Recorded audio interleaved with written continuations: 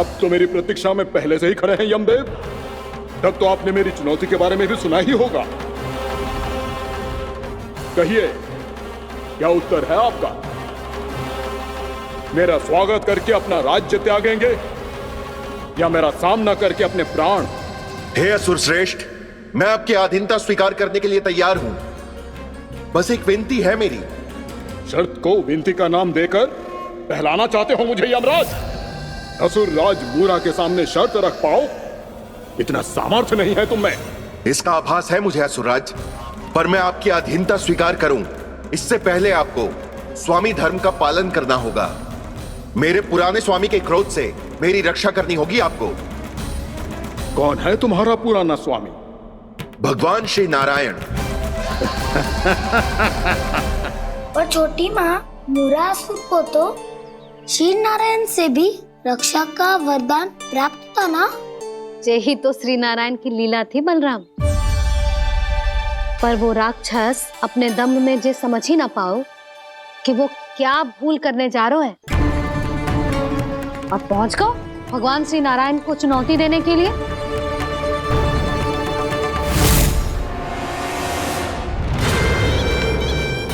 वहीं ठहर जाओ असुर राज मूरा।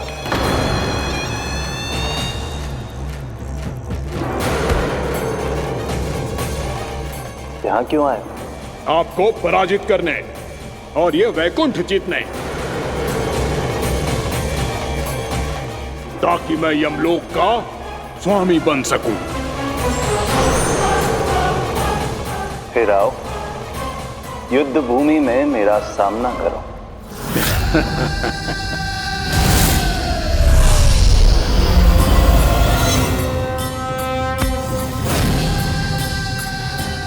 ये नहीं जानते कि इनसे ना हारने का वरदान तो मैं पहले ही प्राप्त कर चुका हूं। इसलिए युद्ध ठीक से आरंभ हो पाए उससे पहले ही इन्हें जीत लूंगा मैं।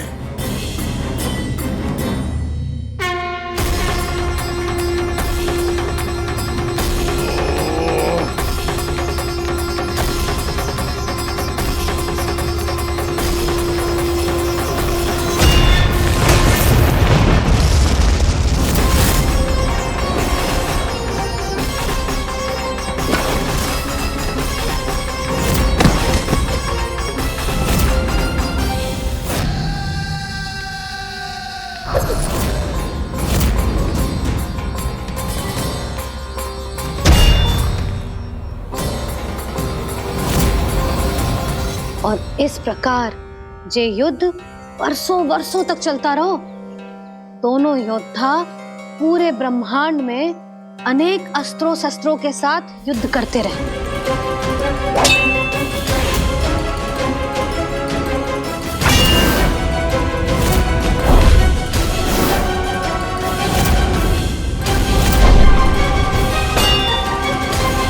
फिर क्या हुआ मैया?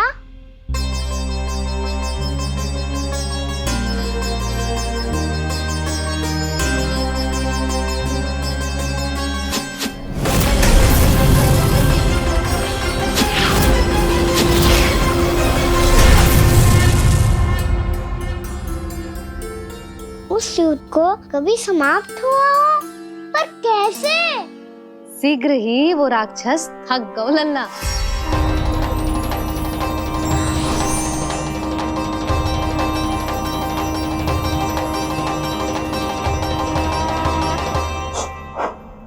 खड़े खड़े देख क्या रहे हैं नारायण? आक्रमण कीजिए, वध कर दीजिए मेरा।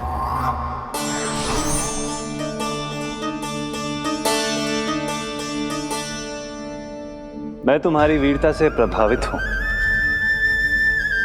इसीलिए इतनी थकान की स्थिति में मैं तुम जैसे वीर पर आक्रमण नहीं करूंगा। जाओ विश्राम करो। यदि फिर से युद्ध करने की इच्छा हो तो तुम्हारा स्वागत होगा।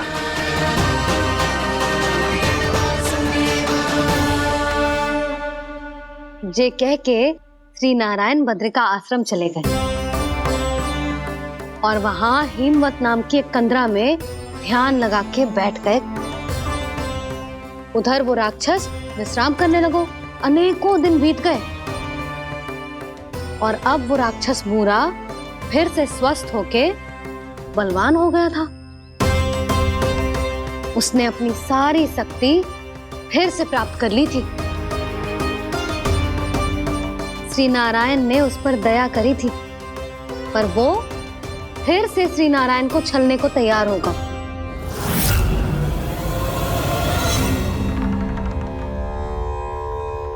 ध्यान में बैठे बैठे श्री नारायण योग निद्रा में चले गए,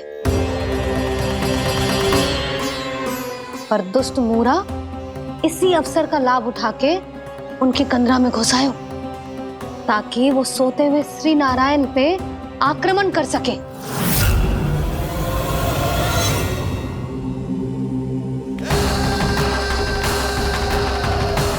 आज इस लंबे युद्ध को जीतकर अपने इस अंतिम शत्रु का भी अंत कर दूंगा मैं।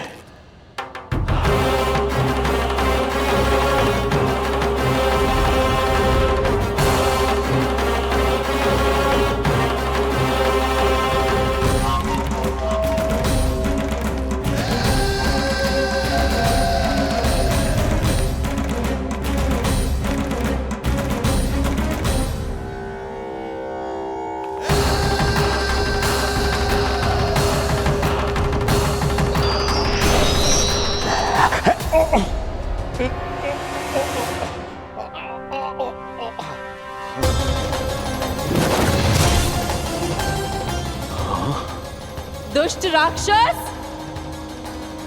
प्रभु ने तुझ पर दया की, तुझे संभलने का अवसर दिया। तू इन्हीं पर ही छल से वार करने चला है।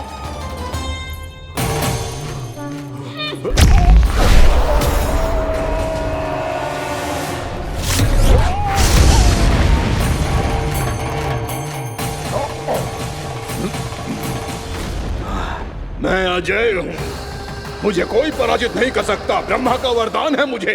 तूने नारायण से अपराजय होने का वरदान मांगा था मूर्ख, उनकी शक्ति से नहीं। ध्यान से देख, मैं तेरी मृत्यु हूँ, मृत्यु।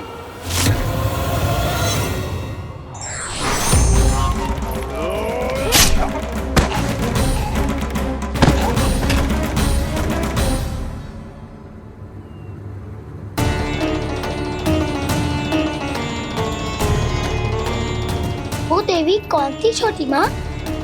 और कौन बलराम, वही तो थी देवी एकादशी।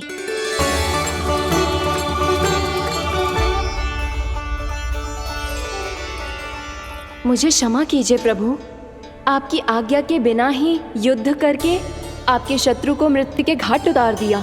क्षमा नहीं, आपकी तो प्रशंसा होनी चाहिए देवी। असुर राज को मारकर आपने सभी देवताओं को मुक्त करवाया है। इस पापी के अहंकार से तीनों लोकों की रक्षा की है आपने। आप एकादशी की तिथि पर मेरी एकादश इंद्रियों से उत्पन्न हुई हैं। इसीलिए मेरे सभी भक्त आपको उत्पन्न एकादशी के नाम से जानेंगे। सभी तिथियों में आपका स्थान सर्वश्रेष्ठ होगा। जिस तरह आपने राक्षस के आक्रमण से मेरी रक्षा की है, उसी प्रकार एकादशी के दिन व्रत करके जो भी भक्त आपकी कथा सुनेगा, मैं स्वयं उसकी रक्षा करूंगा। जो आपकी पूजा करेगा उसे मेरी विशेष कृपा प्राप्त होगी, और उसके साथ साथ उसे मिलेगा धन, सिद्धि और मोक्ष।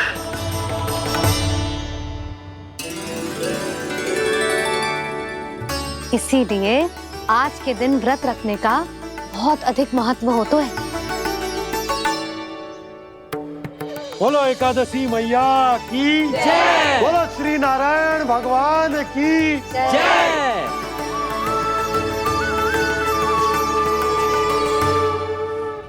प्रभु की कृपा से एकादशी का महत्व भी पता चल गो और मेरा व्रत भी सफल हो गो। अभी नहीं भूला रहा, एकादशी का व्रत पूरी तरह तभी सफल होता है जब द्वादशी के दिन उसे पूरा किया जाता है।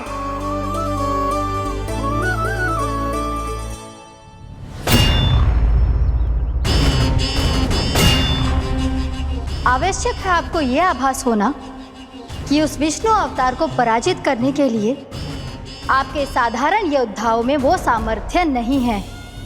वो विष्णु अवतार कुछ अधिक ही असाधारण है।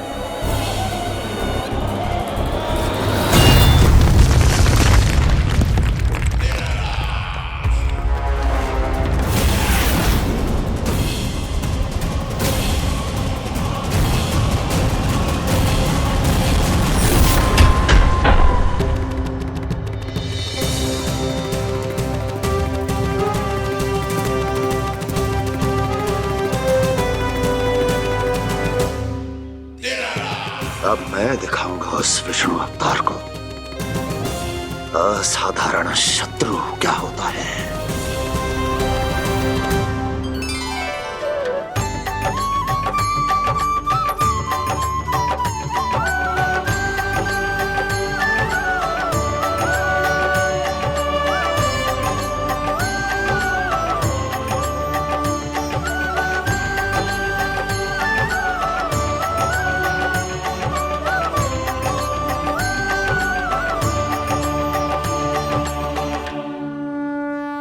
मामा अधीर हो रहे हैं, पर मैया ने मुझे अभी तक बाहर जाने की आज्ञा नहीं दी है। अभी उन्हें किसी और राक्षस को यहाँ भेजने से रोकने के लिए मुझे ही कुछ करना होगा।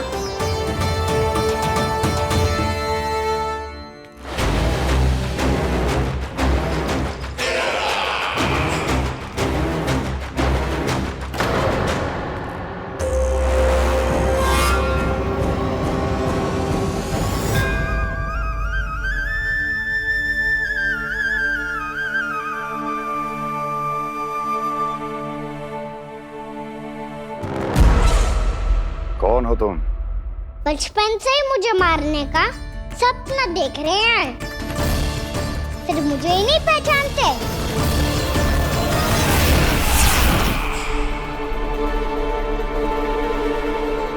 बचपन से विष्णु अवतार। कोई कान्हा बुलाता है तो कोई मुरलीधर पुकारता है, कोई माखन चोर कहता है, कोई कहता है चिच्चोर। पर विष्णु अवतार इस नाम से तो बस आप ही मुझे बुलाते हो मामा जी। इतना साहस ये तो यहाँ आ गया है।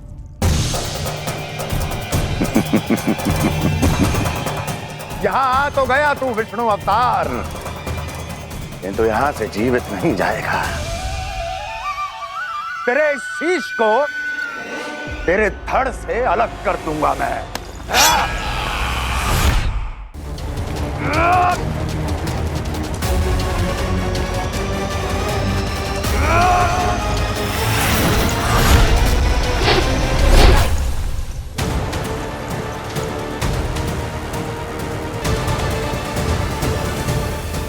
कहाँ देख रहे हो मामा जी? मैं तैयार हूँ।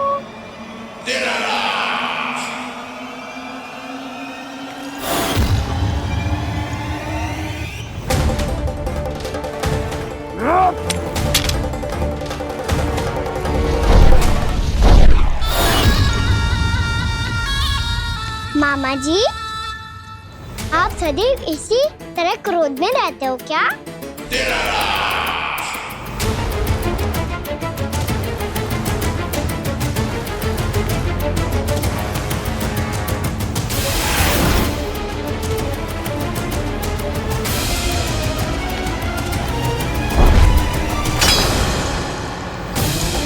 छोड़ छोड़ मेरी तलवार को। छोड़ो तो तब जब पकड़ा हूँ।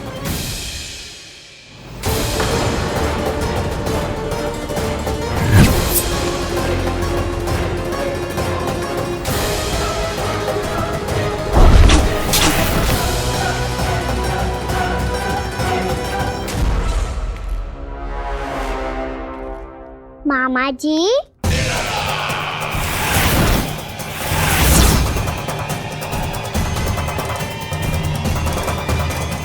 आप थक गए होंगे, थोड़ा विश्राम कर लो। का तो पता नहीं, मैं अवश्य थक गया हूँ।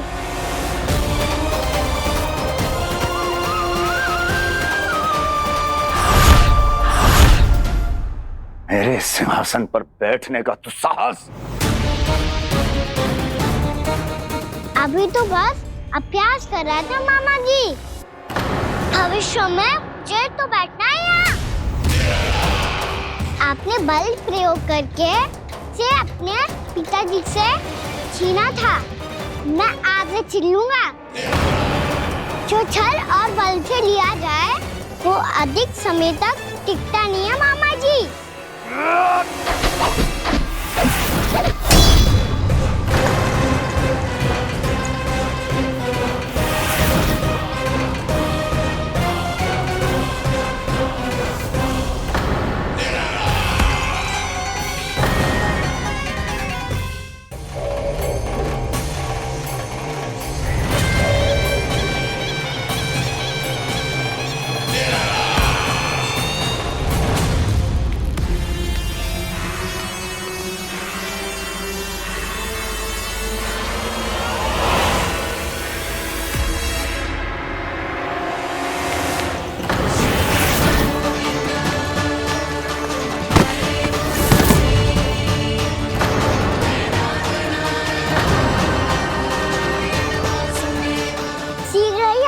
सिंहासन छोड़ना होगा।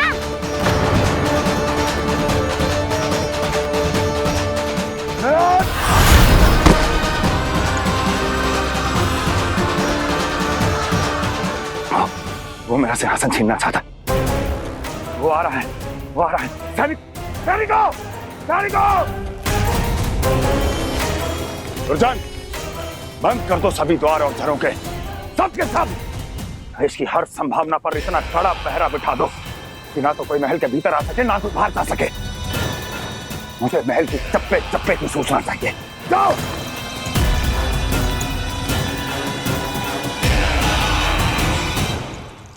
सिंहासन।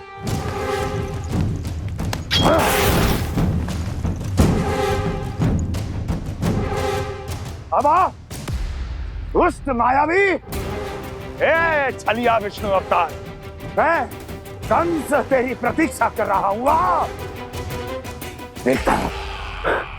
देखता हूँ मेरे सिंहासन पर कैसे बैठता है तू। मुझे तो बस कुछ समय चाहिए था, वो मिल गया। अब करते रहिए आप प्रतीक्षा।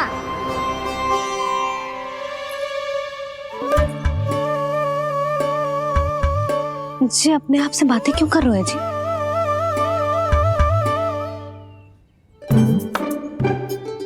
आप मुस्कुरा क्यों रहे हो? ना कछु ना। बताओ क्यों मुस्कुरा रहे हो? तुम ही पर गए जी। जब तुम व्रत करती हो तो तुम भी ऐसा ही करती हो। इसी प्रकार भूख अधिक लगने पर अपना ध्यान भटकाने के लिए स्वयं से ही बड़बड़ाती रहती। होगा। आपको तो बस मेरा उपहास उड़ाने के लिए बहाना चाहिए।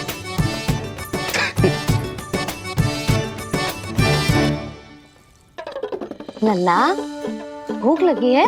ना मैया, व्रत करे तो भूख कैसे लगेगी?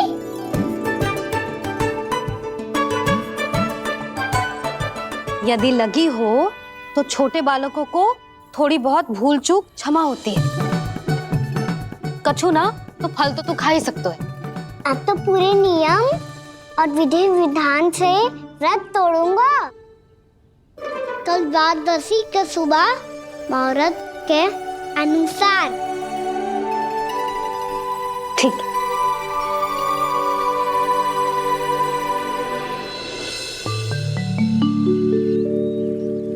लल्ला, एकादशी समाप्त हो गई है, द्वादशी लग गई है। अब तू व्रत तोड़ सकते है। भोजन कर ले। ले।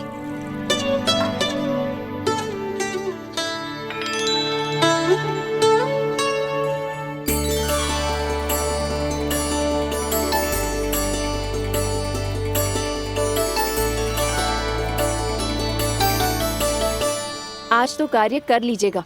मैं ना चाहती कि सब गांव वाले फिर से आपका उपहास उड़ाएं।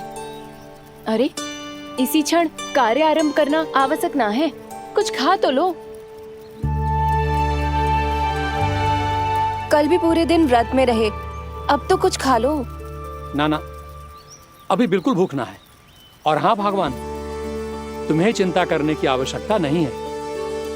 आज मैं किसी को भी 2 शब्द कहने का अवसर नहीं दूंगा। अरे, कुछ खाओगे पियोगे नहीं तो कैसे रहोगे?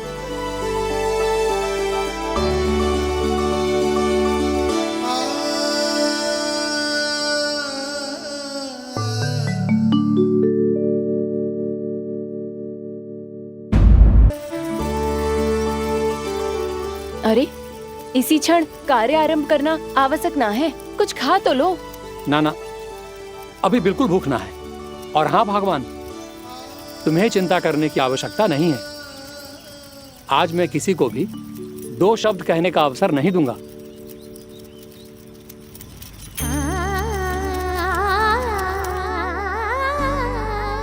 ठहर, मैं तेरे लिए मट्ठा लेके आती हूँ। व्रत के बाद पीने से पेट ठंडा रहता है। रुक।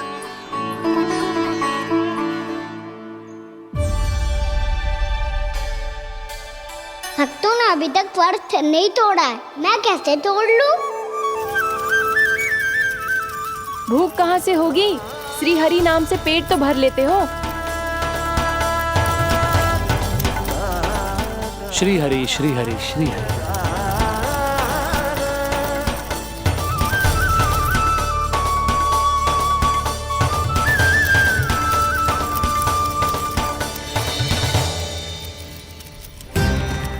हरि हरि प्रभु हरि, हरि हरि प्रभु हरि, हरि हरि प्रभु हरि, हरि हरि प्रभु हरि।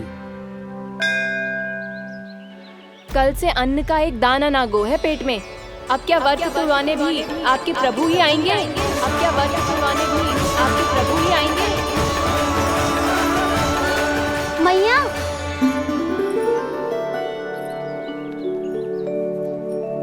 मैया पहले व्रत तोड़ के कछु खा तो लो। अभी ना, लौट के आने के बाद। हाँ,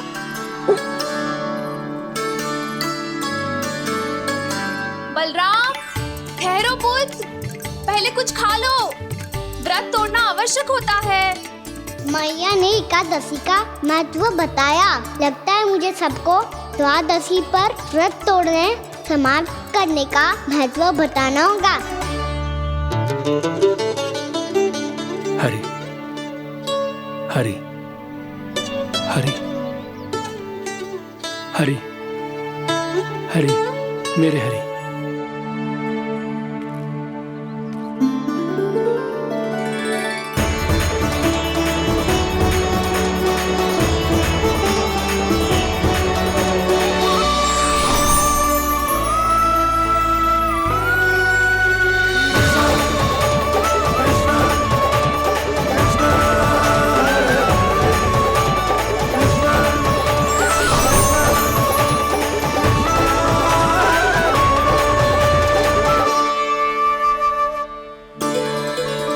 अभी अभी तो मैंने बच्चों की मां को वचन दिया था कि आज किसी को शिकायत करने का अवसर ना दूंगा, और अब मैं प्रभु श्री हरि की कल्पना जसोमती रानी के लल्ला में ही करने लगा। ना ना, ये ठीक ना है।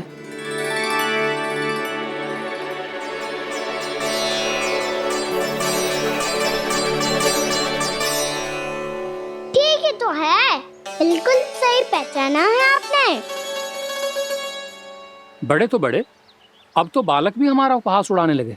मैं आपका उपहास नहीं उड़ाने आया, मैं तो आपके एकादशी के व्रत को पूरा कराने आया हूँ।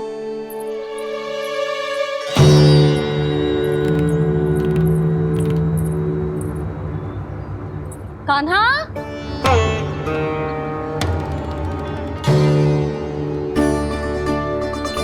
तो ये रे आपकी छड़ी और ये रे मेरी पीठ।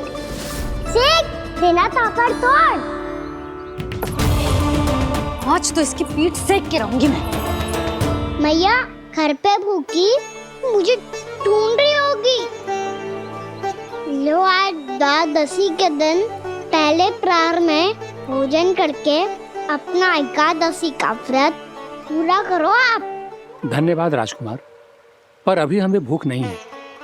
बहुत सारा काम पड़ा है और अभी थोड़ी ही देर में शंकरी बहन भी अपनी मटकी लेने आती होंगी।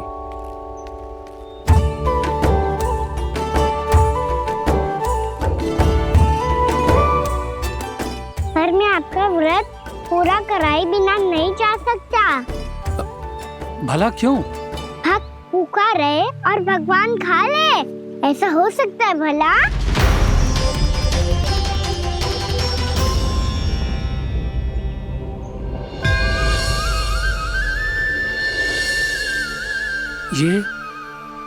ये कैसा भ्रम हो रहा है मुझे लगता है अपना काम करना चाहिए। एकादशी के पहले प्रार में व्रत पूरा करना बहुत आवश्यक होता है, ना तो एकादशी का व्रत भी पूरा ना मानो जातो। इतनी सारी ज्ञान की बातें तुम्हें कैसे पता है लल्ला?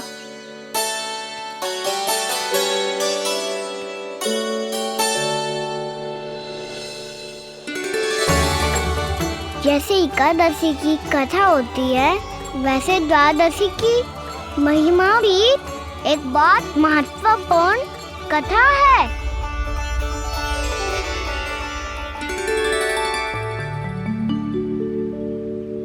कैसी कथा? बिल्कुल सही समय पे आई हो आप, क्योंकि आपको ये कथा आपको अवश्य सुननी चाहिए।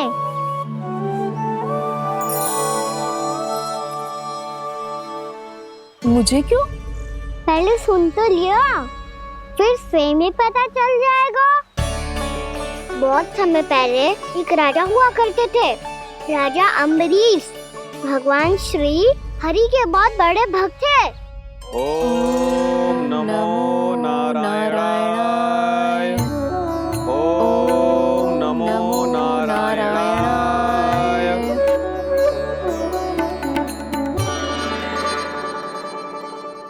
नेक पुण्य के काम करते थे वो।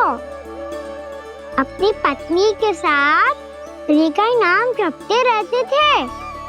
उन्होंने 12 माह एकादशी का व्रत करो, निर्जल पास किया, और जब उनकी 12वीं एकादशी का व्रत द्वादशी के दिन तोड़ने का समय हुआ, तभी महर्षि दुर्वासा अपने 100 शिष्यों के साथ उनके महल में पधारे।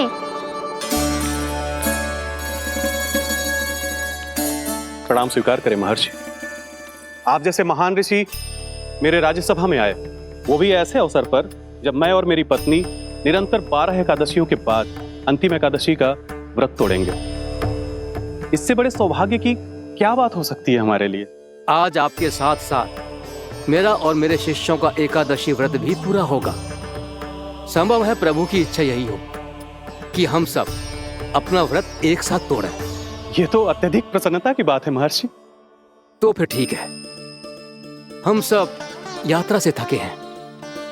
व्रत तोड़ने से पहले हम स्नान करना चाहते हैं। जैसी आपकी इच्छा महर्षि। जब तक आप लोग लौटेंगे तब तक आपके सारे प्रबंध यहाँ हो चुके होंगे।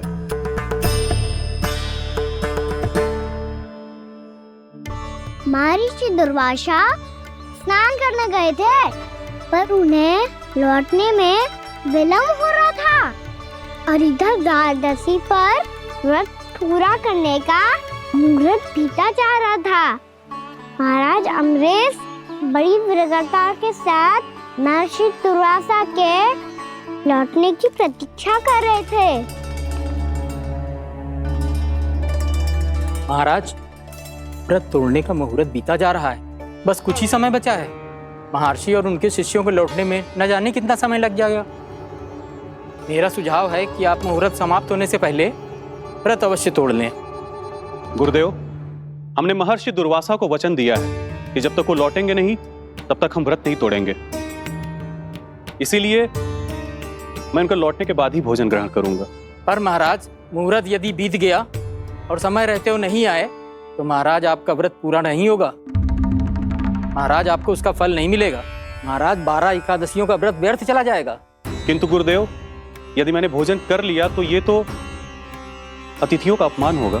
आप उचित कह रहे हैं महाराज, भोजन के लिए उनकी प्रतीक्षा अवश्य कीजिए महाराज, पर मुहूर्त रहते हुए एक तुलसी का पत्ता और जल ग्रहण कर लीजिए। इससे आपका व्रत भी पूरा हो जाएगा और अतिथि का मान भी रह जाएगा। आपका सुझाव अच्छा है गुरुदेव।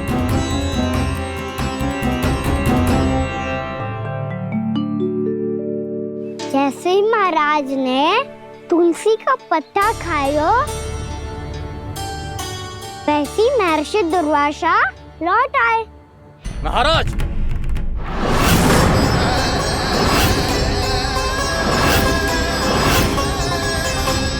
महाराज को उपास तोड़ते देखते बहुत क्रोधित हो गए।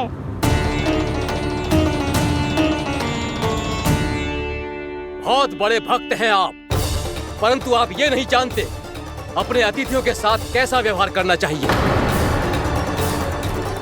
आपने हमें साथ भोजन करने का वचन दिया था, पर अपना व्रत क्यों तोड़ा आपने?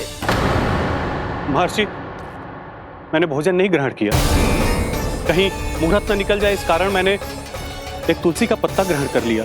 56 भोग खाया हो या एक पत्ता, अपना व्रत तोड़कर अतिथियों का अपमान किया है, मेरा अपमान किया है। अब आपको दंड भोगना होगा ताकि आप सीख पाएं कि अतिथियों के साथ कैसा व्यवहार होना चाहिए।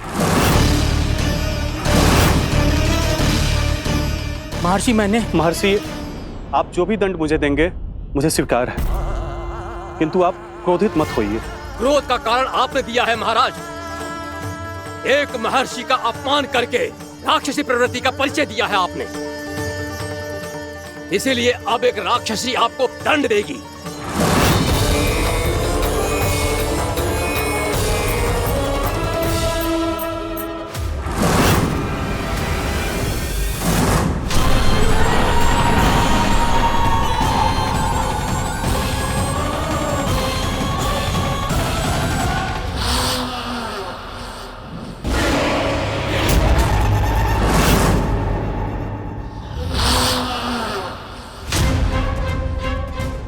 हे प्रभु, यदि मैंने सच में महर्षि का अपमान करने की भूल की हो तो मैं उसका परिणाम भोगने के लिए प्रस्तुत हूं। ओम नमो नारायणाय, ओम नमो नारायणाय नमः। महर्षि दुर्वासा को यह आभास ही नहीं था कि महाराज अम्बरीश ने उनका अपमान नहीं किया था, फिर भी उसे अपमान मान के वो श्री नारायण के भक्त पे संदेह कर रहे थे। मैंने भी तो भोला राम की भक्ति पे संदेह किया था।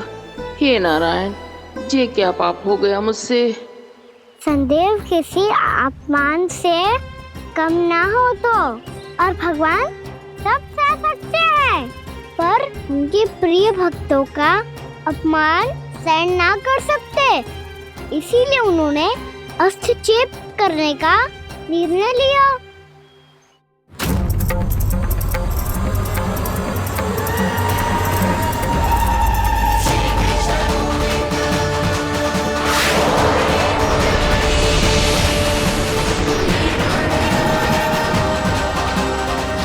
ओम नमो नारायणाय।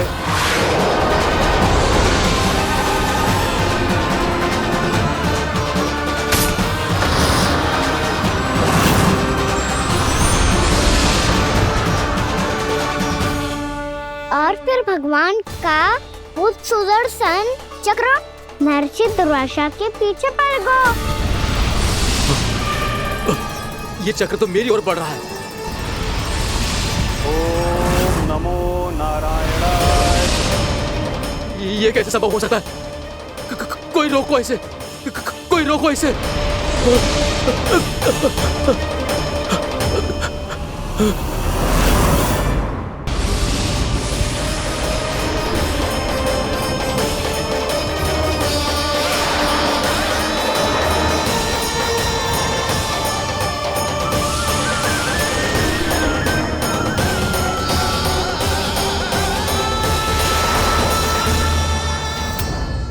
चक्र से अपने प्राण जैसे तैसे बचाते बचाते महर्षि दुर्वासा ब्रह्मालोक जा पहुंचे।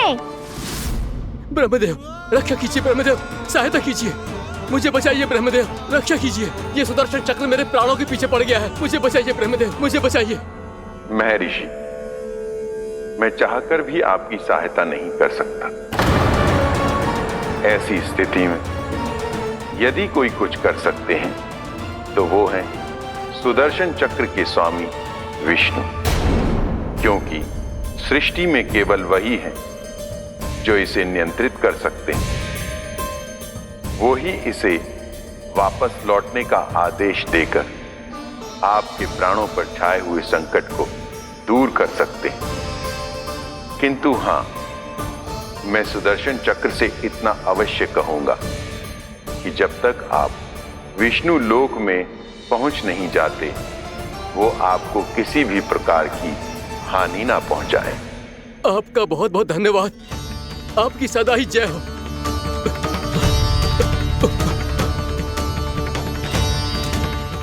फिर क्या था? भागते भागते महर्षि दुर्वासा सीधे भगवान श्री हरि के शरण में बैकुंठ पहुंच गए।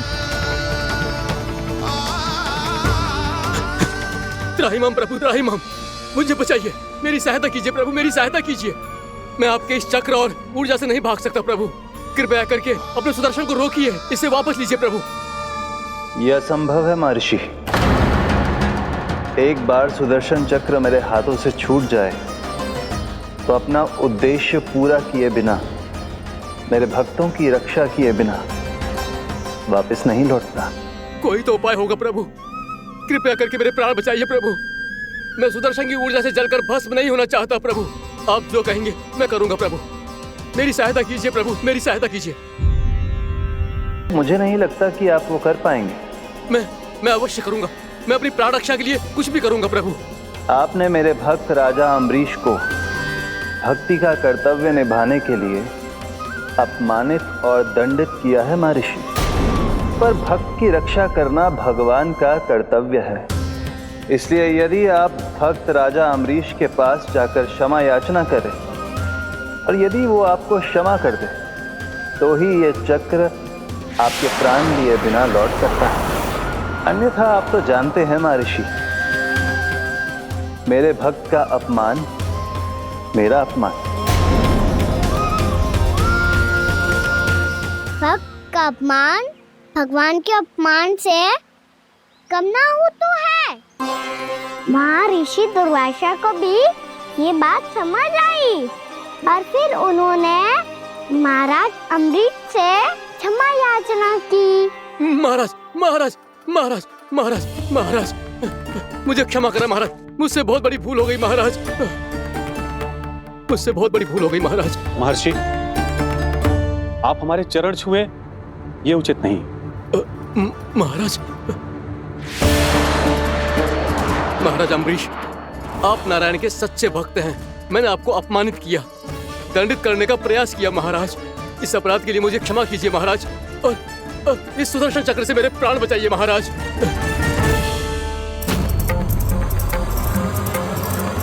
हे महान सुदर्शन, यदि महर्षि के लिए मेरे हृदय में अभी भी वही सम्मान और प्रेम हो जो इनके प्रथम आगमन पे था, तो कृपया आप अपने धाम वापस लौट जाइए।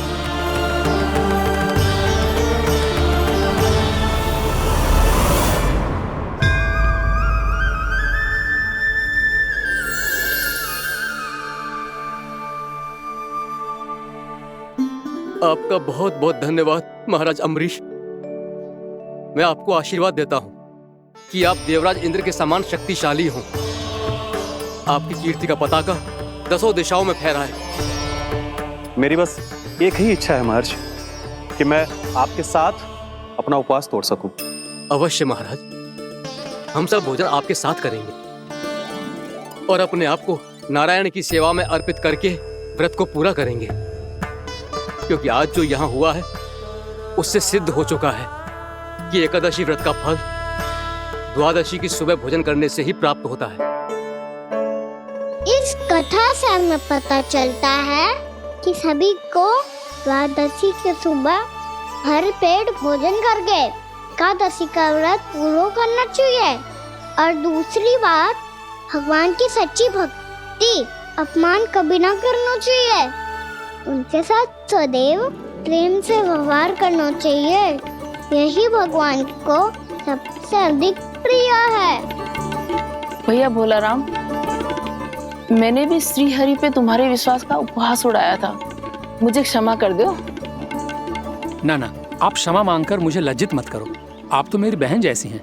जब महर्षि दुर्वासा जैसे महान ऋषि को भी प्रभु के भक्त से क्षमा मांगनी पड़ी, तो मैं तो बहुत ही तुच्छ हूँ। मुझे आपकी किसी भी बात का बुरा ना लगा। पर पता है प्रभु को कौन सी बात कब बुरा रखता है? कौन सी बात? जब उनका भक्त भूखा रहे, समय पे अपना व्रत पूरा ना करे। और जैसा कि आप सभी ने अभी कथा से सीखो है, एकादशी के व्रत को द्वादशी की सुबह अवश्य पूरा करना चाहिए। अब आप जाओ, अपना व्रत पूरा करो।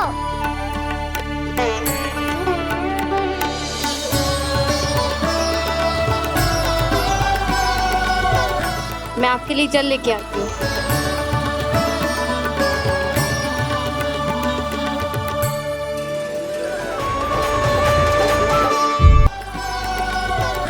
मैं आपके लिए जल लेके आती हूँ।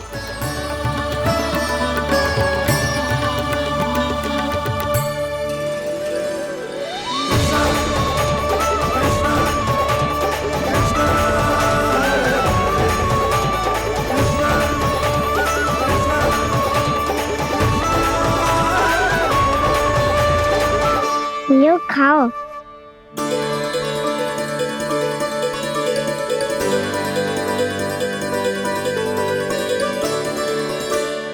कान्हा,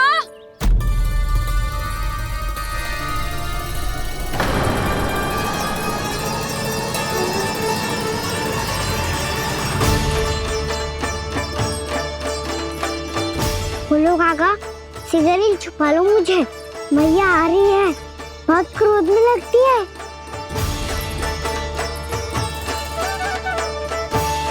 आज तो बहुत दंड मिलेगा।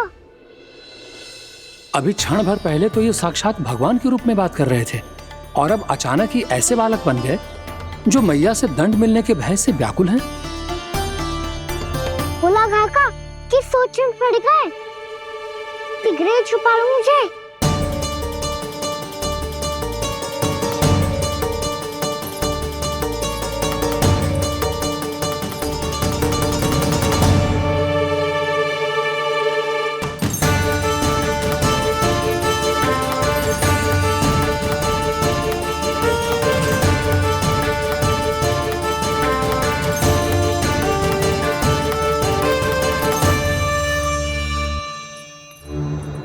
भोलानाथ जी, कान्हा को देखो है क्या? मैंने तो अपने प्रभु को देखा है।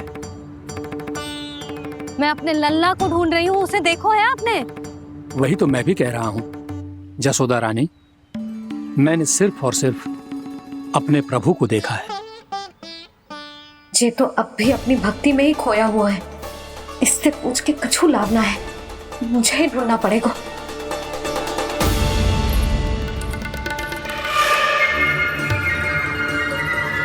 बच गए। संकरी मौसी, कान्हा को देखो है क्या कहीं?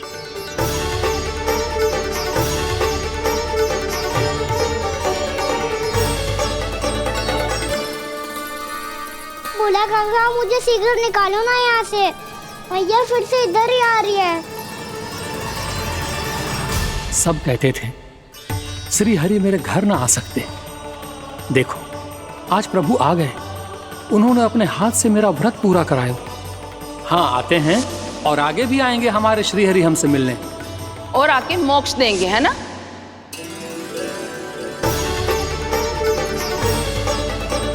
सिगरेट निकालो ना बोला काका, भैया आ रही है।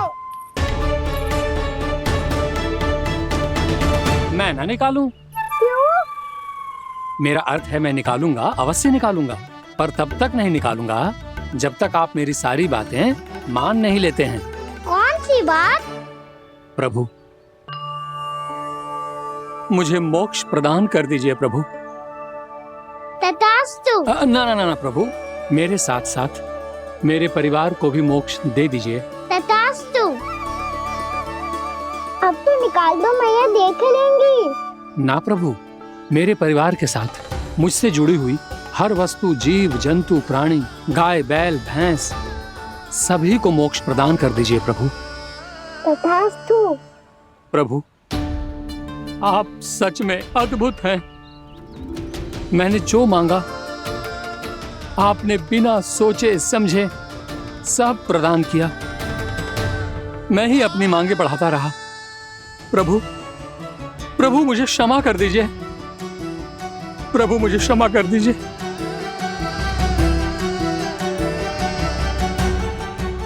आइए प्रभु।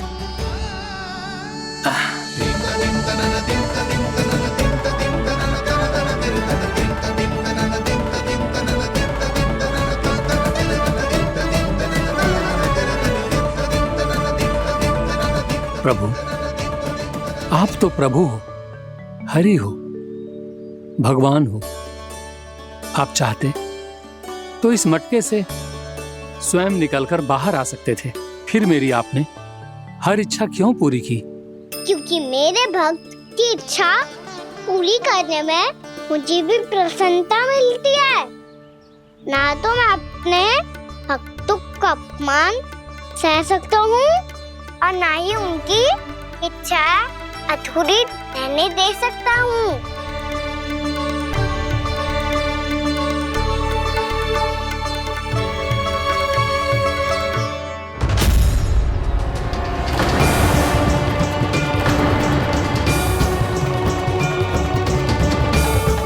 क्या कही थी तूने? हाँ, कि तू फिर से छल ना करेगा। फिर मुझे बिना बताए घर से बाहर कैसे निकलो? क्षमा करना मैया, पर जो आपने सिखाया था मैंने तो उसी का ही पालन करो है। फिर से चतुराई कर रहे हो ना? हाँ? आप ही ने तो कही थी ना, यदि कछु करने से किसी को हानि ना पहुंच रही हो या फिर किसी अच्छे कार्य में सहायता हो रही हो तो आज्ञा लेने की आवश्यकता ना होती। यदि तेरे कछु करने से किसी और की कोई हानि ना हो रही हो या किसी के अच्छे कार्य में सहायता हो रही हो तो मुझसे आज्ञा लेने की आवश्यकता ना है। तो किस अच्छे कार्य के लिए आया है यहाँ? द्वादशी के सुबह एकादशी का व्रत खोल के भोजन करा जाता है। ये बात ना तो भोला काका को पता थी, ना शंकरी मासी को और ना ही किसी और को। और तुझे पता थी? हाँ, मेरी मैया ने बहुत अच्छे से सिखाया है मुझे। जैसे कल तूने एकादशी कथा सुनाई थी ना, आज वैसे ही तेरे लल्ला ने सबको द्वादशी कथा सुनाई है। सच्ची यशोदा रानी जी, इसने तो हमारी आंखें ही खोल दी। और भाभी, सच तो ये है कि मुझे भी ना पता था कि ये इतना बड़ा ज्ञानी है और इतना अधिक समझदार भी।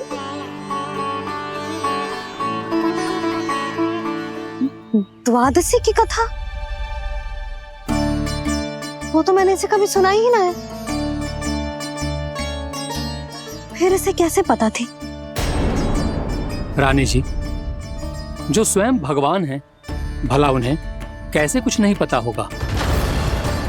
मैंने तो इन्हें पहचान लिया। और हाँ, आप सब लोग भी इन्हें अपने अंतर्मन की आंखों से देखिए, हो सकता है इन्हें पहचान पाएं।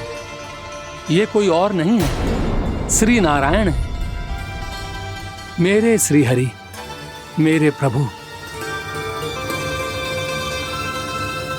जय श्री हरि।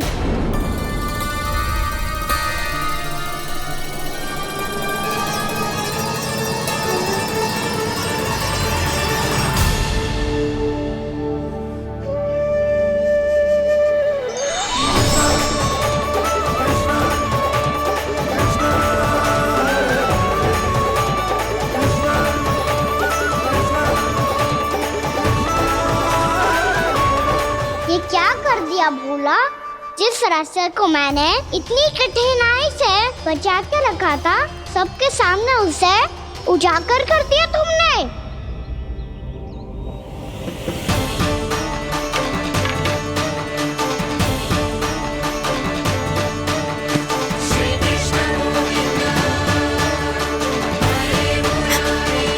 नारायण, नारायण, श्री नारायण।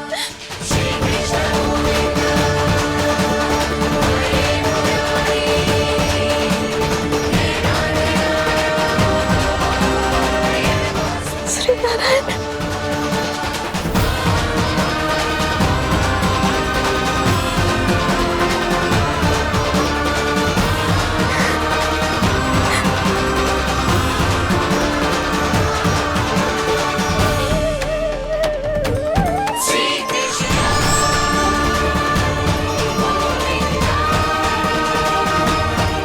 श्री नारायण प्रभु,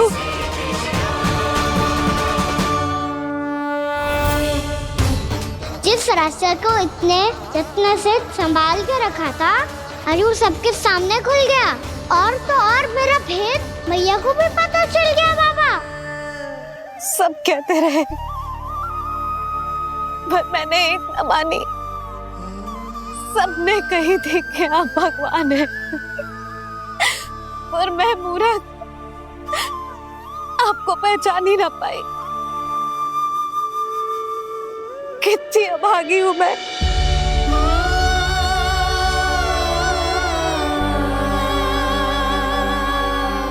जिस मुंह से मुझे आपकी महिमा गानी चाहिए थी, उसी मुंह से मैंने आपको डांटा है।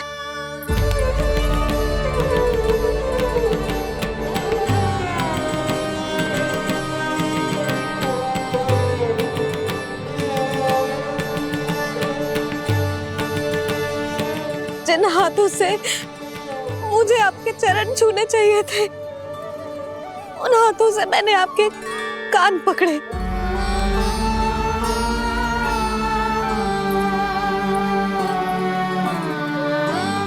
मुझे तो आपकी सेवा करनी चाहिए थी प्रभु, और मैंने आपको दंड दियो, आपको घर से बांध दियो।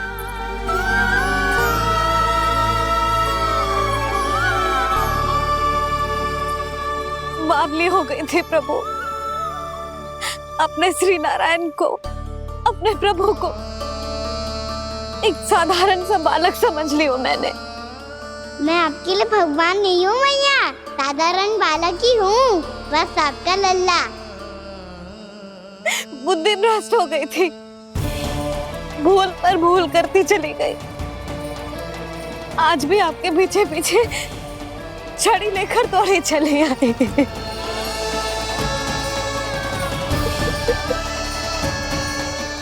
अपने आप को दोष मत दो मैया, आपके ममता के लिए तो जन्म लिया है मैंने।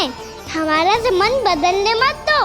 मेरे लिए वही पुरानी मैया बनी रहो आप, और मुझे रहने दो आपका वही नटखट लल्ला। मुझे क्षमा कर दो प्रभु, मुझे क्षमा कर दो। बाबा ये कैसा अंत हो गया आज? मैया तो मुझे भगवान मानने लगी, पर मैं इसे स्वीकार नहीं कर सकता। अभी नहीं बाबा, इतनी शीघ्र नहीं। आप ऐसे खड़े क्यों बाबा? कुछ ऐसा करो ना कि मैया फिर से मेरे मैया बन जाए। उनकी दृष्टि में भक्ति नहीं, ममता चाहिए मुझे। कान्हा, मेरे सामर्थ्य में हो तो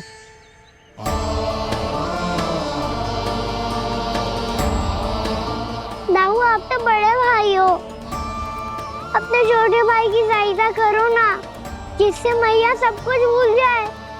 मैं क्या कर सकता हूँ कान्हा? कोई तो सहायता करो मेरी।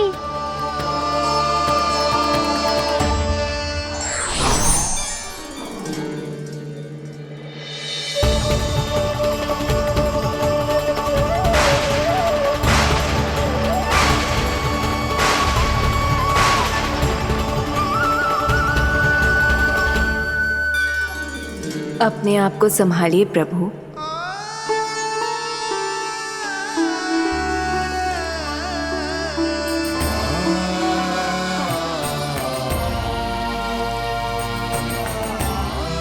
देखो ये क्या हो गया, भैया को सब पता चल गया। अभी तो मुझे मैया की ममता का शौक पूरी तरह हिला ही नहीं था। योग माया,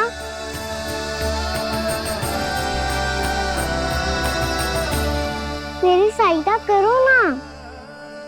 कितनी अद्भुत है ममता की शक्ति। भगवान को भी एक साधारण बालक बना देती है। बालक की बना रहना चाहता हूँ मैं, नहीं चाहता दिव्य होना, नहीं चाहता भगवान बनना। बस मैया की गोद में रहकर ममता की रस से सेम को भी घन हो जाता हूँ।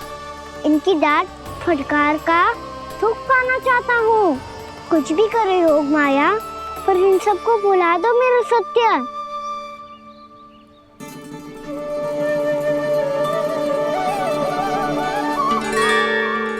पर इन्हें तो मोक्ष का वरदान मिल गया है प्रभु, इसलिए इनके लिए समय की गति को लौटा पाना संभव नहीं होगा। प्रभु, अब मुझे ये सब भूलने की कोई आवश्यकता नहीं है। मुझसे जो त्रुटि हुई है अब वो दोबारा कभी नहीं होगी, और आज के बाद आपका ये सत्य मैं किसी को नहीं बताऊंगा प्रभु, क्योंकि मुझे पता चल गया है कि आपका यशोमती मैया के लल्ला बने रहना कितना आवश्यक है।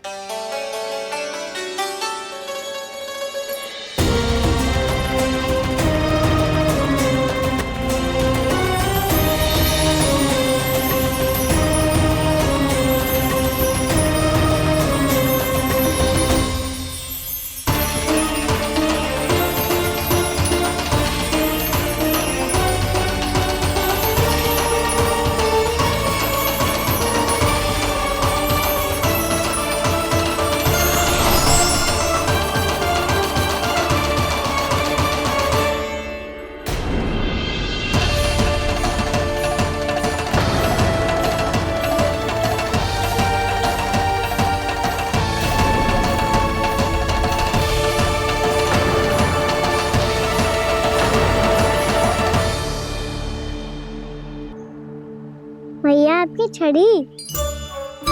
पहले चुपके से भाग जातो है, फिर स्वयं ही छड़ी भी पकड़ा रोए हैं? नटखट कहीं का। हंसी आ रही है? अरे किस बात पे इतनी हंसी आ रही है रे? हाँ?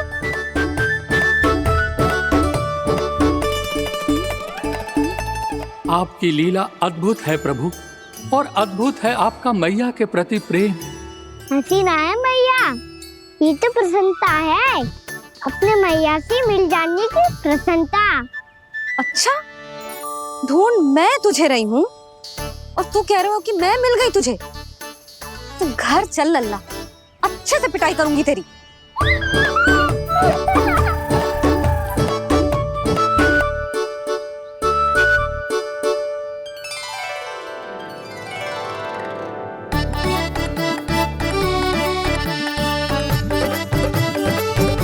पिटाई से गाल लाल होंगे ना तेरे, तब हंसी बंद होगी तेरी। चल।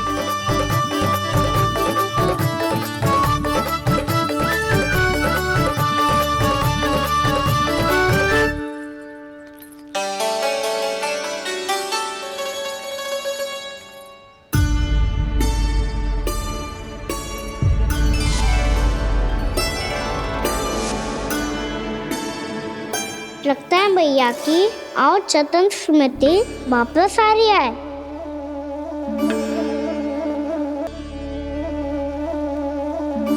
यशोदा, क्या होगो?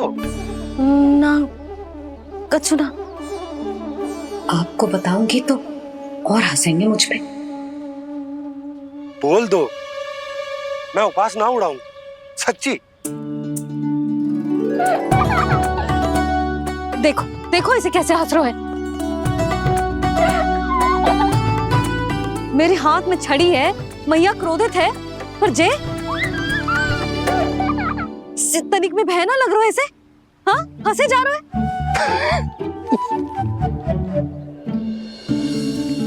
दोनों बाबा लल्ला एक जैसे। चल तू, चल चल। दाऊ, आप तो बड़े भाई हो, अपने छोटे भाई की सहायता करो ना, जिससे मैया सब कुछ भूल जाए। सुबल, तू कच्चू खा क्यों ना रो है? व्रत ही करना था तो बलराम के जैसे कल कर ले। तो कल तो एकादशी भी थी। कान्हा के बिना कछु करने का मेरा मन ही ना कर। तो बात तो सच्ची है, उसके बिना गोचारण भी ऐसा लगता है जैसे कितना भारी कार्य है, व्यवस्था में करना पड़ता है। सही कह रहे हो तुम दोनों। मैं तो गोपालक भी इसलिए बना था ताकि कान्हा के संग खेलने को मिल जाए। बलराम तो हमारा सगा कम और मुख्य अधिक है।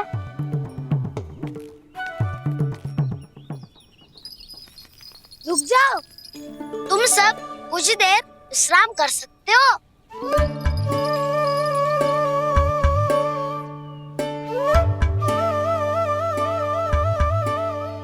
तू बोल। ना मैं ना बोलूंगा, तुम दोनों ही बोलो। और तुम सबका सखा पहले हूँ और टोली का मुखिया बाद में, इसलिए घबराने की आवश्यकता नहीं है। जो भी बात है बिना हिचक बता सकते हो मुझे। तो फिर कुछ ऐसा करो ना कि कान्हा फिर से हमारे साथ गोचारण करने के लिए आने लगे।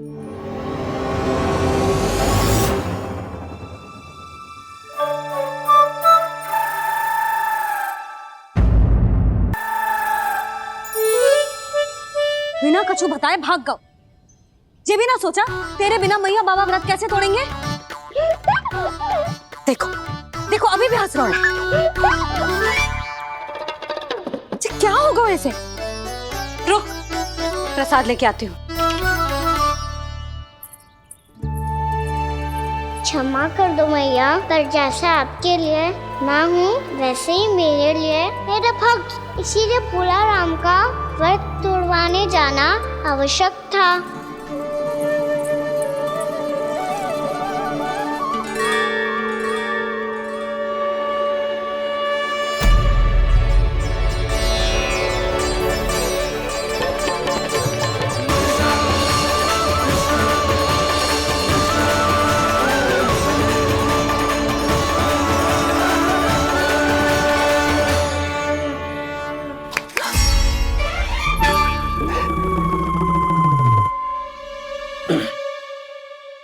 सुधा, फिर से खो गई तुम। अरे कौन से स्वप्न लोक में चली जाती हो तुम बार बार? हमें भी बताओ। माया का प्रभाव ममता पर अधिक समय तक नहीं रह पाता प्रभु। अरे बोलो ना यशोदा, क्या सोच रही थी?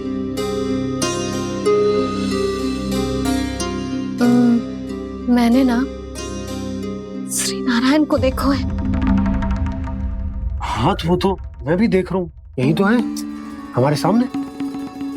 जे वाले ना तो मैंने साक्षात श्री नारायण को देखो है,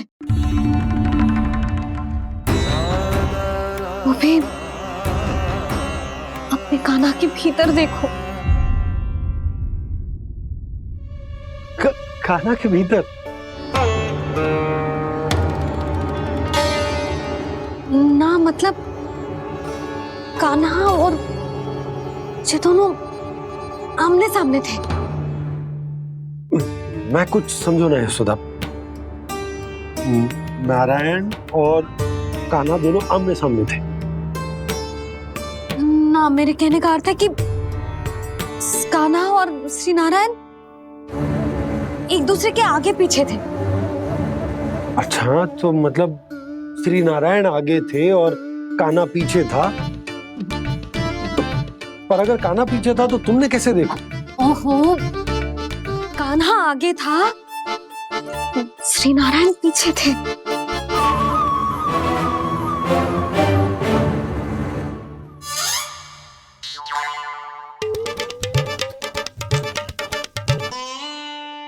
यशोदा, एक बार फिर से सोचकर बताओ कि नारायण आगे थे या कान्हा आगे था? ठीक से याद करो। बता तो रही हूँ जी, थोड़ी धुंधली धुंधली सी स्मृति है। बाबा, इससे पहले कि उनके संदेह की अग्नि स्मृति की वायु पाकर और भड़क जाए, कुछ भी करो पर बुझाओ इसे। स्वप्न देखो है तुमने? हाँ, संभव है स्वप्न ही था।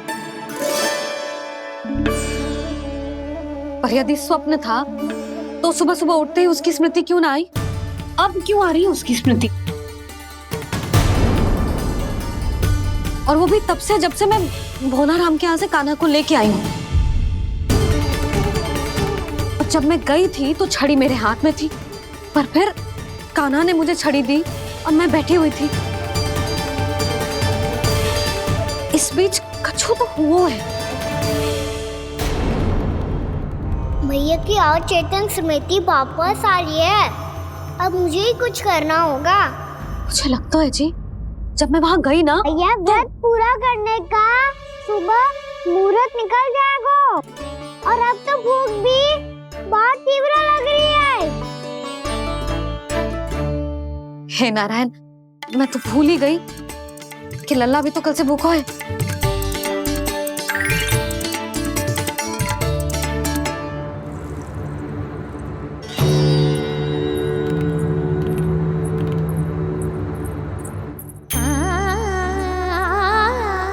ले, खा।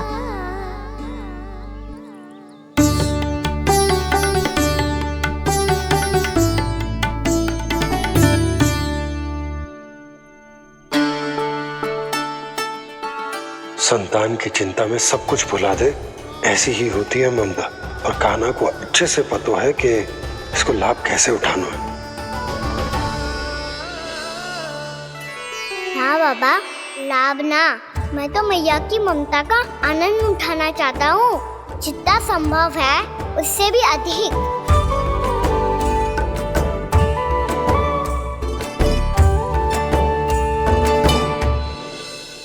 बलराम, कान्हा को फिर से गौचारण आने के लिए केवल तू ही मना सकते है।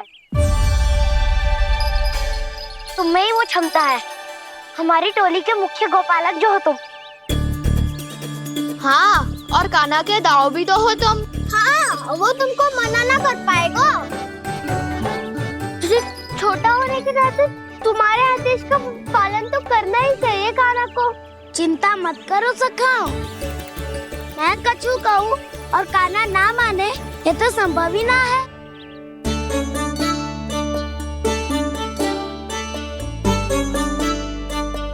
आज जो हुआ ना जाने और कितने समय तक मेरा सत्य आपसे छिपा रह पाएगा, इसीलिए आपसे अधिक से अधिक समय मैं आपके साथ ही बिताऊंगा। मैंने कह दिया तो समझ लो, पत्थर पे रेखा खिंच गई। कल से कान्हा हम सबके साथ अवश्य आएगा। अपना सारा समय हमारे साथ बिताएगा वो।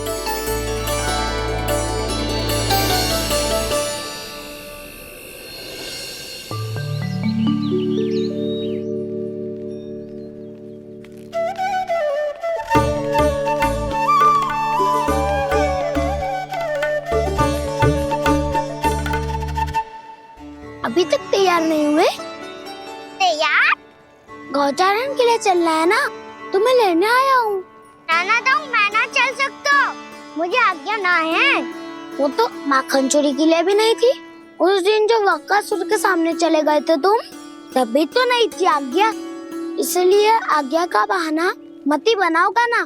बहाना नहीं था, मैं तो सच्ची कह रहा हूँ। मैया को फिर से दुखी ना कर सकते हो और हम सबको दुखी कर सकते हो तुम। आज मैं तुम्हारी एक ना सुनूंगा कान्हा, घर पे रहते हुए कितने सप्ताह हो गए तुम्हें? तुम गोपालक हो का ना? गोपालन करना तुम्हारा दायित्व है। आज तुम्हें हमारे साथ चलना ही पड़ेगा। ना दाऊ, मैं ना चल पाऊंगा। बलराम, तुम तो कह रहे थे कि कान्हा तुम्हारी हर बात मानता है, पर इसने तो बड़े भाई का अनादर कर दिया।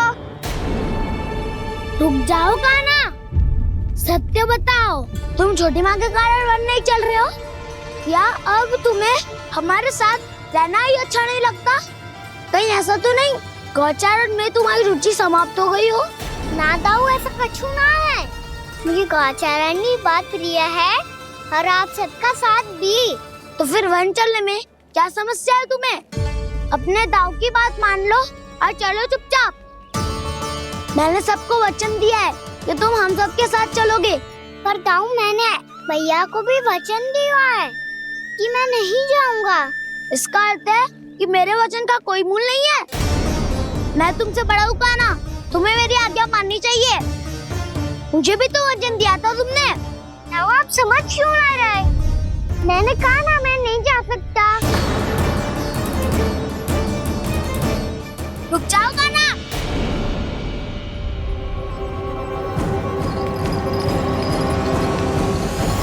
ऐसे कैसे नहीं आ सकते? मैंने बल्कि हम सब ने तुम्हारी हर शरारत में तुम्हारा साथ दिया है, चाहे माखन चोरी हो या गोचारण।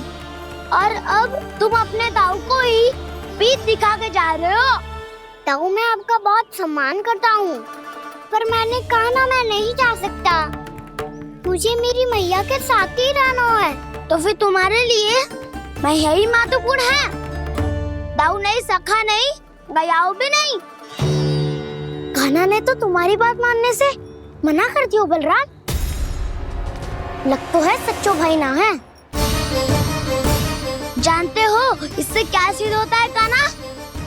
कि तुम छोटी माँ के पुत्र नहीं हो, कि तुम छोटी माँ के पुत्र नहीं हो। तो ये क्या कह रहे हो आप? और नहीं तो क्या, तुम उनके वास्तविक पुत्र होते तो अपने दाऊ की आज्ञा कभी नहीं टालते। ऐसा मत ही कहो दाऊ, मैं अपने मैया का ही लल्ला हूँ। मुझे तो लगता है छोटी माँ हाथ से ग्रह करके लाई है तुम्हें। अब ऐसा क्यों बोल रहे हो दाऊ? क्योंकि मैं वो सत्य देख रहा हूँ जो तुम नहीं देख पा रहे हो। छोटी माँ और छोटे पापा दोनों गोरे हैं और तुम अपना रंग देख लो, स्वयं विचार कर लो। जी तो मैंने भी सोचा था, बस बोला नहीं। हाँ तो क्या हुआ, मेरी त्वचा का रंग अलग है, मैं उन्हीं का ही लल्ला हूँ। बस धूप में तुम सबके साथ इतना खेला हूँ कि मेरी त्वचा का रंग बदल को है। बड़बोली बात मत कर कान्हा, स्वयं को बचाने के लिए हम पर दोष लगा रहे है। सत्य तो ये है कि तेरी त्वचा सदैव से ऐसी थी कान्हा। लग तो है ये कि बलराम सही कह रहा है। इसका अर्थ है कि सस्ते में नन काका यशोदा काकी इसके हाथ से ग्रेट करके आए हैं। बालक हाथ में थोड़ी ना मिलता है। हमारे घर में जो बछड़ा है उसको तो मेरे बाबा हाथ से ही लाए थे, पर मुझे हाथ से कोई ना लायो है। मैं अपनी मैया का ही लल्ला हूँ, यशोमती मैया का नंदलाला ही हूँ मैं। तुम्हें वन चलना है तो चलो या फिर मत चलो, और छोटी माँ और छोटे बाबा का लल्ला होने का स्वांग करने की कोई आवश्यकता नहीं है।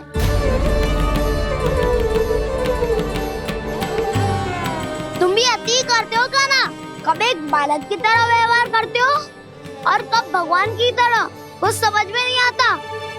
भगवान की तरह? मैंने भगवान क्या क्या? हाँ हाँ कह दिया तो कह दिया। खड़े खड़े मेरा मुंह क्या देख लो, चलो। या फिर तुम सबको भी अपने मैया के पल्लू में बंधकर घर पे ही रहना है।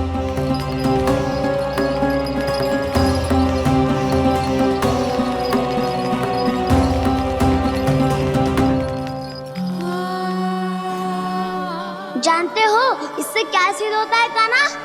कि तुम छोटी माँ के पुत्र नहीं हो, कि तुम छोटी माँ के पुत्र नहीं हो।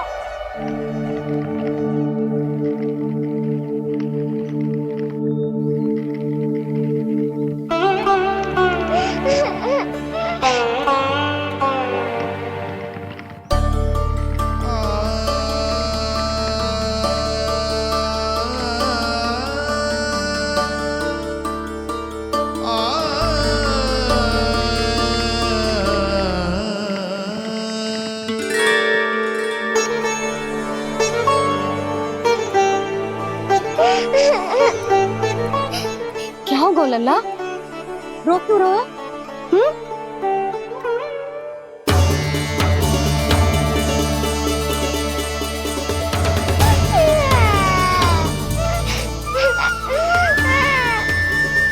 अरे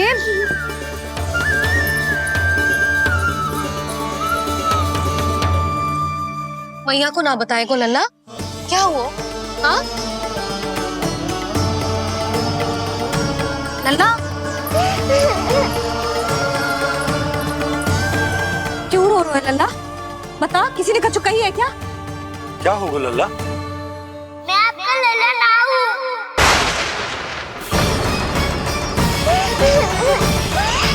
ऐसा क्यों कह रहे हो तू? क्या होगा? आपका भी लल्ला ना हूँ मैं।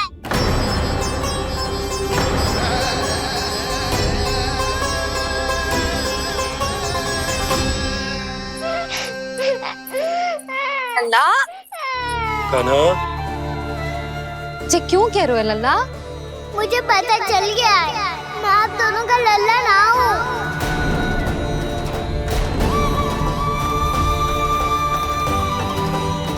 कुछ भी उल्टा सीधा बोल रहे हो, तू मेरा ही लल्ला है ना। आप मुझे हाथ से गिरा करके लाई हो।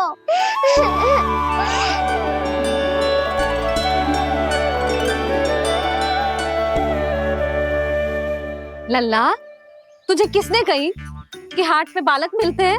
मिलते हैं, पूरी गैया का बालक भी तो हाट से ही आयो है।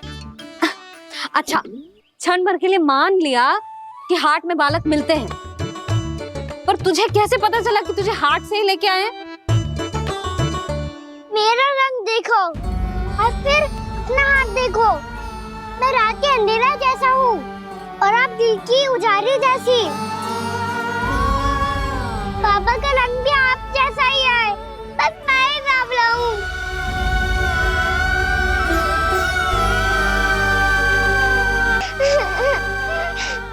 उससे क्या अंतर पड़ता है लल्ला? पर तो मैं तभी तो दाऊ अन्य सभी सखाओ ने ऐसा कहा। इस बात पर ध्यान मत ही दे। माँ की ममता और बाबा का स्नेह, इसका कोई रंग ना हो तो है लल्ला? तो फिर आप ही बताओ, भैया क्यों गोरी और मैं क्यों काला? हाट से आया क्रय होके, सुन हो गए कृष्ण धीर। मैया गोरी बाबा गोरे। लल्ला, मैं क्यों तू चल मेरे साथ, अभी सिद्ध हो जाएगा कि तू मेरा ही लल्ला है। चल।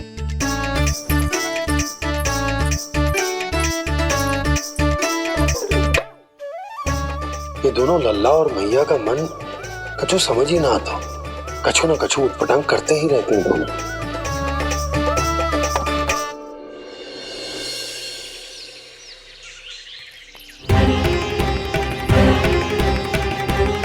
भैया ऐसे ले जा रही है मुझे, कहाँ और क्यों?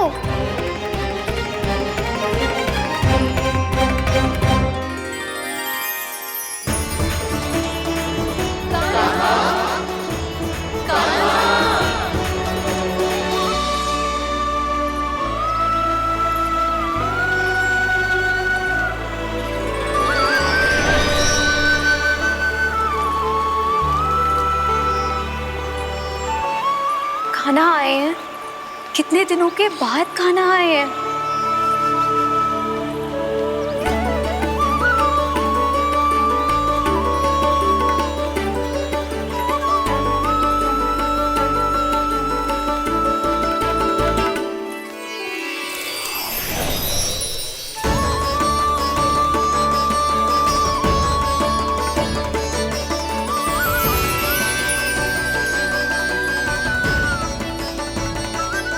आंखें पथरा गई थी मार्ग देखते देखते। आज बहुत दिनों के बाद आपके दर्शन करके मेरे वन का और मेरे मन का कोना कोना जैसे खिल उठा हो। बलराम, तुम्हारी योजना का भी कोई लाभ ना हो। योजना बना के छल में फंसाना मुझे नहीं आता।